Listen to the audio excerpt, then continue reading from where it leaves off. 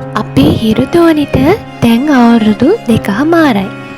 ඉතින් එයාගේ ජීවිතේ ලස්සනම සන්ධිස්ථානයක් සමරන්න තමා අපි මේ ලෑස්ති වෙන්නේ. ඉතින් අම්මයි තාත්තයි එක්ක එයා මේ යන්නේ ඒ චාරිත්‍රය සමරන්න අවශ්‍ය බඩු ගන්න. ඉතින් ඒ සඳහා එයාට අවශ්‍ය ඇඳුම් ඒ වගේම අනිත් බඩු අපි මෙහිදී ගත්තා.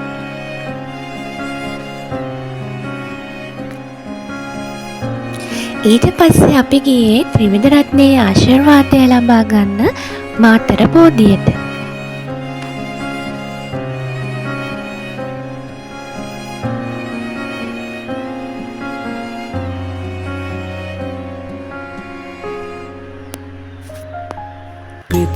අද තමා හිරුතෝනිගේ අකුරු කියවීමේ චාරිත්‍රය.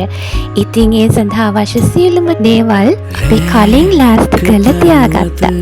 පෝය සඳ විලසි නුඹ දිලුනා මූදේ හංගාපු මුතුවට පරදාපු කිඳුරී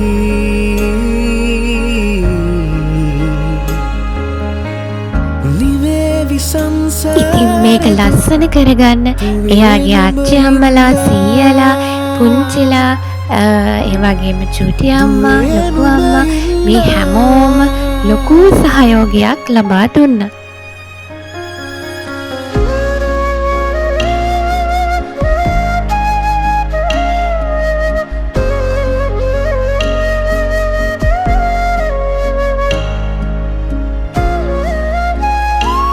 ඉතින් හැමෝටම ස්තුතිවන්ත වෙනවා එයාගේ ජීවිතයේ ලස්සනම සන්ධිස්ථානයක් ලස්සනට සමරන්න සහයෝගය දුන්නට.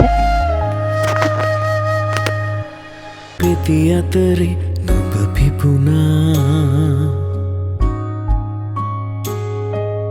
රැකතරු අතරේ පෝය සඳ විලසි නුඹ දිලුනා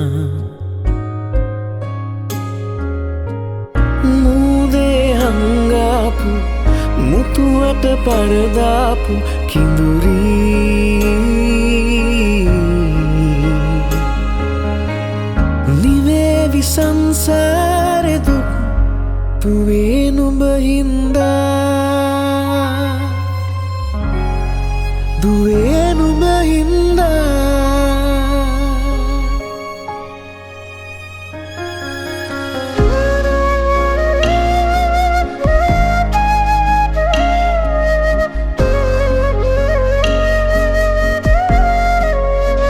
දිනකදි ගංගාවේ පැද යන නුඹේ ඔරුවේ ඉරිහෙල් සුලිවැල් හමුවේ ගසාල පිස දමමින් පායට දුයිලිමෙන් දිනාවි නුඹ නුඹේ ලෝකේ වැටි වැටි වැටි නැගිටිමින් හඬ හඬ හඬ හිනෙහිමින් පෙන්නල දුන්නා වගේ දැනේ මට මගේ දුවේ